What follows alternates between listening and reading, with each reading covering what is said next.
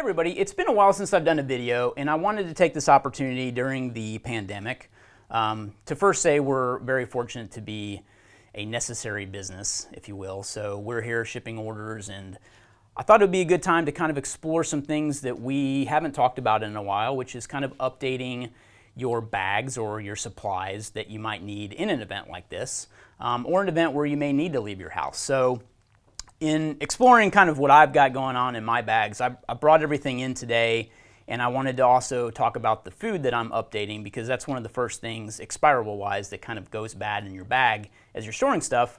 And I want to talk about kind of what I've found. It's taken me a couple weeks to assemble this stuff, and I always have supplies at home like MREs and things like that, but I don't really like MREs when we're talking about having to necessarily survive out of a bag for a certain amount of time. So meaning that that was your only opportunity to have supplies with you. So first off, I kind of have a big GoRuck bag that I use. So this is a GR2.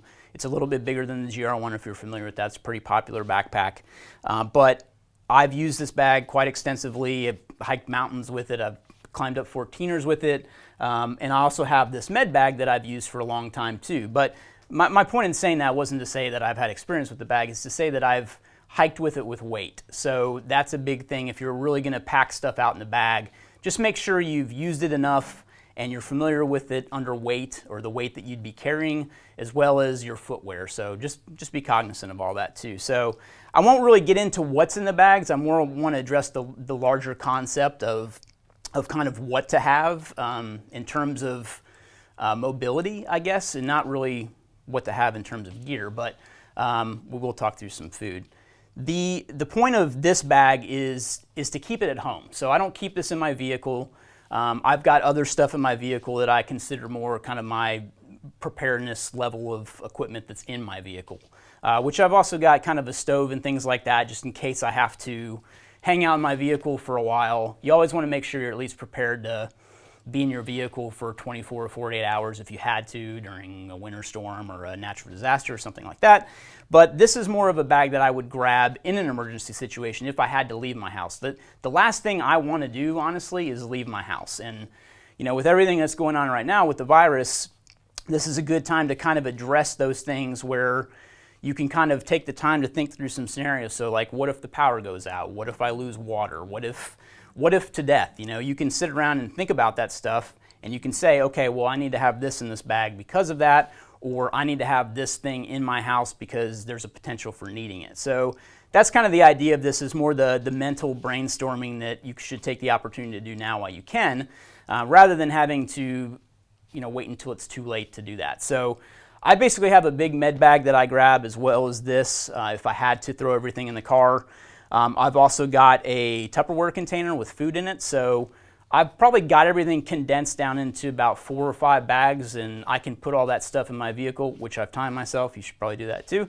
I can get everything in about 10 minutes, so that includes my wife and my dog and all that stuff too. So I've actually got a bag of food that's still sealed. So basically the way I work it is that I rotate food. So you should do this with your pantry at home too. But if you have an animal, it's a great idea to have a spare bag of food there. So you buy a new one, you open the old one, and you already have another one on the way or already there. So that can get thrown in the vehicle too, because you don't want to neglect the pooch food too if you bug out with your dog. But anyway, like I said, I think that's the last case scenario anyway. I think that you should kind of gear this stuff towards maybe some extras that you might need around the house, but it's more so for the emergency situation that you would have to leave. So anyway, I also have a bag for my dog too. I've kind of made this dog pack over the years and refined it. Actually started when I had my last Doberman, who sadly passed away a couple of years ago, but our new Doberman's kind of taken over the loadout, if you will. So I've got things like snacks in here and treats, and as well as a portable bowl and other things like that to keep my dog occupied too. And this is actually a little aside that I'll mention too. Something to keep your dog signaling, or some kind of light if you're out at night with your dog, is kind of a good thing too. But anyway, the medical bag is kind of overkill for most people, but I tend to keep more medical supplies because I kind of geek out about that stuff. So that stuff is always with me as well to grab. But I've grabbed this if somebody has an injury around the house too. I just know where it is and I grab it and it's good to go. So in looking at that stuff, some of the food that I've gotten into lately, excuse my coffee drinking, is Wild Zora. So this used to be Paleo Meals to Go, and I've talked about them before in previous years, but this is now kind of an updated, better bag kind of concept. They've still got the same meals, which my two favorite meals from them are Mountain Beef Stew and Summit Savory Chicken. So I've been eating these two for, I don't know, 4 years or so, 5 years maybe. But I kind of got into eating a lot healthier, and I wanted to find stuff that was good to take backpacking and things like that. So I actually just bought these. Let's see. So I bought some things direct from their website, but I got some things from Amazon too that finally came. You know, I don't know, backpacking meals everywhere are sold out. So this may not be a good time to talk about preparing yourself with backpacking meals, but you know, it's kind of one of those, you know, when did Noah build the ark? Before the rain. Like there may be an opportunity where you're going to have to use something like this, and even if you have to wait to get it right now, might be a good thing. So, but I kind of have a system, if you will, for food. So I like these meals. I tend to prepare to have like 2 of these a day, but sometimes I can get by with 1, depending on the day. But if I had to get by with 1, I would want something that's got at least 500 calories in it. But then I would supplement it with things like soups, which this is actually new. I just tried these out the other day. And these bars that they make are absolutely amazing. And I'm not paid to say this. By the way, I bought all this myself. This is completely me, not sponsored in any way by them. So they did come out with these bars, and I got this multi-pack of, excuse me, 8 of them. I think there's 8 different ones, but they're amazing. Each one is delicious. I don't think Rob and I tried them. We split them the other day. So I got 2 of each, and we basically opened up 1 pack and split them all, and they were amazing. So I would highly recommend, no matter what you get from them, bar-wise, it's amazing. Some of their meals I don't really care for. I tend to migrate back towards these 2 that I showed you. But I did enjoy the soups, because something to think about too, just from kind of from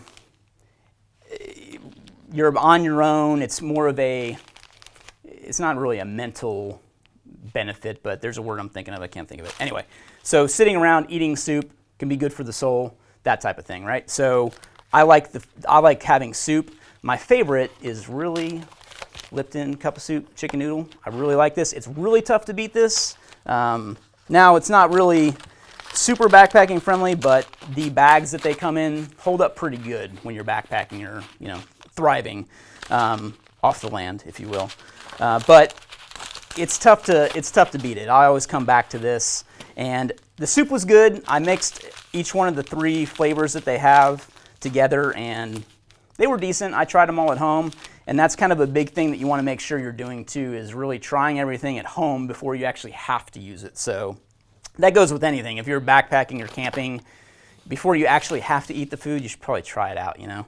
You don't want to get in the situation where you're trying it for the first time. But along with that comfort level of having meals and bars and soups and things like that, I also suggest something like goo packages. I like these. Strawberry banana is my favorite, obviously. Boy, that's a weird box. Anyway, so I like these because they're quick, they're on the go, you can stash them in your pocket, but just don't suck them down and put them back in your pocket because it gets your pocket all sticky. Ask me how I know that. So that sounded a little weird, and yeah. Anyway, I like these a lot. And then the other thing that I would recommend is, I'm trying to kind of give you options, or say in a sense that drinking water all the time is just, it's boring. So I love drinking water, don't get me wrong. I try to down 4 Nalgene's a day, but at the same time, if you're around a fire that you've made, if you're out in the wilderness, if you're stuck outside, sometimes I just don't want to drink water. So I actually love this tea as well. You can get this on Amazon. It's called, I don't really even know, Yamamoto Yama. But anyway, it's green tea with roasted rice, and if you've never, a lot of people have green tea, But this green tea with roasted rice, and there's a couple different companies that make like a roasted rice green tea, but it's amazing. And it's heads and tails better than regular green tea in my opinion. But I just like carrying packages of this with me too. And then something along those lines is also coffee. I'm a huge coffee drinker, and I found I don't really like Starbucks all that much, but the Via packages are very convenient for putting into a jet boil. I don't cook anything in a jet boil other than water. I don't do that. I don't put food in it. I've done that one time. I will never do it again. Actually, this is what happened.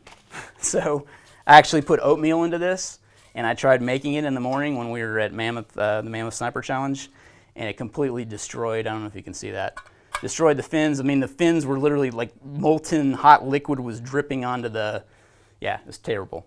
Anyway, but that's what happened. It superheated the bottom because it was trying to heat, and that the oatmeal was sitting on the bottom, so it just caused this to superheat.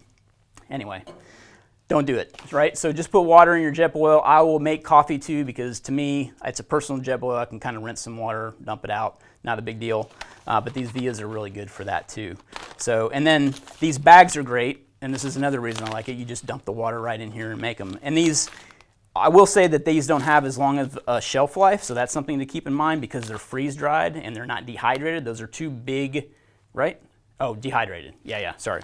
Dehydrated, not freeze-dried. So dehydrated meals don't have as long of a shelf life, and freeze-dried do. So like Mountain House, you get like 10 years now, I think. Anyway, long time. So, and then the other thing that I got, which it wound up being way too big, but I was trying to buy something with like salt and pepper.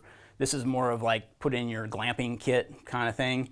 I actually just I'll pop into a fast food restaurant, which I never go to anymore, but grab some salt and pepper packages when you see them. Go to 7-Eleven, they typically have them too, and buy a hot dog, support your local 7-Eleven, get some salt and pepper. But so anyway, that's kind of what I was doing to update my food situation in terms of like what I have ready to go.